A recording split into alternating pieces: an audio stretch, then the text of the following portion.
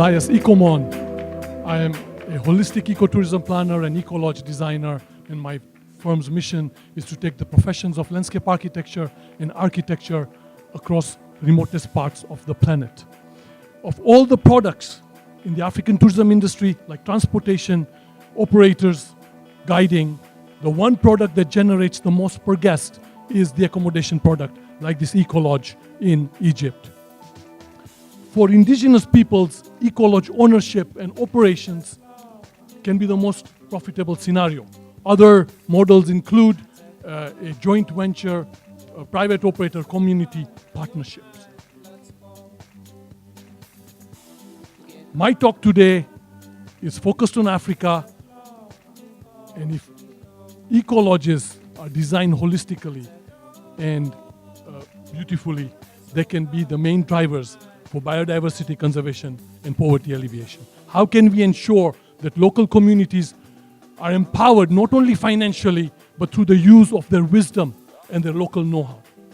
It's important first, though, that we understand what makes a lodge an ecolodge. It has to satisfy the three main criteria of ecotourism on the left-hand side and plus any two from the right. I'm going to be focusing on community participatory planning and contextuality. To ensure social and environmental justice, we practice an all-inclusive process that is ego-less but eco-more. Ahimsa planning that creates sacred ecolodges through non-homocentric approaches. We profess inclusion of local communities right from the beginning. We empower them by using their wisdom, their skills, and then also helping them draw up the draft plans. Through these methodologies, we have created plans that protect some of the most fragile ecosystems in Africa, and also identifying the most profitable and least impact ecolodges on the continent. Physical and cultural context are crucial ingredients for authentic ecolodges. A continuity of the vernacular approach that ensures that the architectural forms and the sitescapes are in context with the local vernacular. An ecolodge needs to have a holistic planning and design vision that takes into consideration local artifacts, symbologies, and forms. An architecture that has a sense of place that is timeless.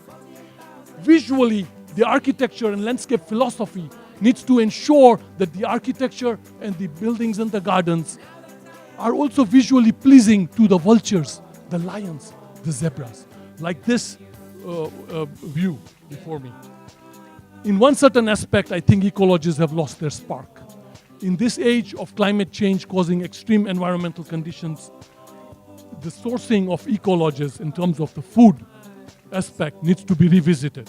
The insatiable appetites for Homo sapiens is a big problem. Over 80% of the fisheries have been decimated, and over 18% of global greenhouse emissions is coming from the animal agriculture industry.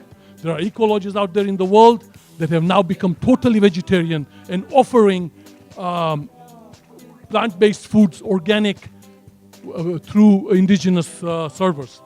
Can Africa one day have all lodges that are climate change and cruelty-free, that serve cruelty-free food? Thank you.